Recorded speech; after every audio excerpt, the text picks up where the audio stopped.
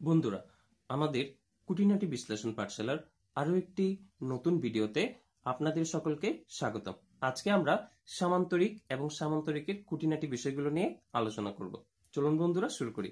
সামান্তরিকের বৈশিষ্ট্য সমূহ: বিপরীত বাহুগুলো সমান এবং সমান্তরাল, অর্থাৎ এখানে যে কয়টি বিপরীত বাহু আছে সেগুলো সবসময় সমান এবং সমান্তরাল, অর্থাৎ এগুলা সমান, এটা আর এটা বিপরীত বাহু এগুলো সমান, এটা আর এটা বিপরীত বাহু এগুলো সমান এবং সমান্তরাল। সমান্তরাল বলতে এই দুটো বাহুকে আমি ইচ্ছে মতো যদি বর্ধিত করি, এগুলা অসীম পর্যন্ত বিস্তৃত হলেও এদের মাঝখানে যে ডিস্টেন্স আছে, এটা অর্থাৎ দূরত্ব যেটা আছে, এটা কখনো মিলে যাবে না, অর্থাৎ সবসময় এই দূরত্বটা কি থাকবে, সমান থাকবে। যেমন আমি যদি রেল লাইনের কথা চিন্তা করি, রেল লাইনের যে দুটো স্লিপার আছে সেগুলো যদি আমি অনন্ত কাল ধরে বিস্তৃত করতে থাকি, এগুলো কখনো একটা অপরটার সাথে মিলবে না। কেন?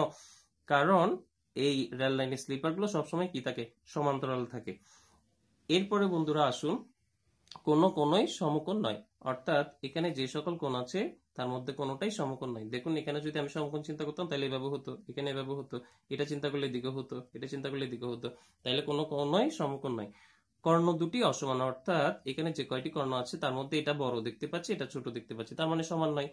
পরিসীমা, পরিসীমা হলো কি, চারটা বাহুর দৈর্ঘ্যের যোগফল, এটার যোগ এটার যোগ এটা যোগ এটা, অর্থাৎ এ বি এ বি এগুলো যোগফল, বা আমি এভাবে করতে পারি এ যোগ বি যোগ বি, এভাবে করলেও হচ্ছে। তাইলে দেখুন, এ যোগ বি যোগ বি মানে কত, 2a প্লাস 2b, আর 2 কমন নিলে কি থাকে, 2 ইন্টু a প্লাস বি। তাহলে পরিসীমার সূত্রটা কি, 2 ইন্টু a প্লাস বি।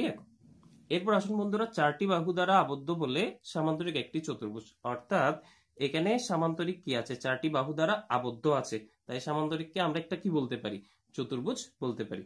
ধন্যবাদ বন্ধুরা, আশা করছি আমাদের আজকের ভিডিও আপনাদের অনেক ভালো লেগেছে।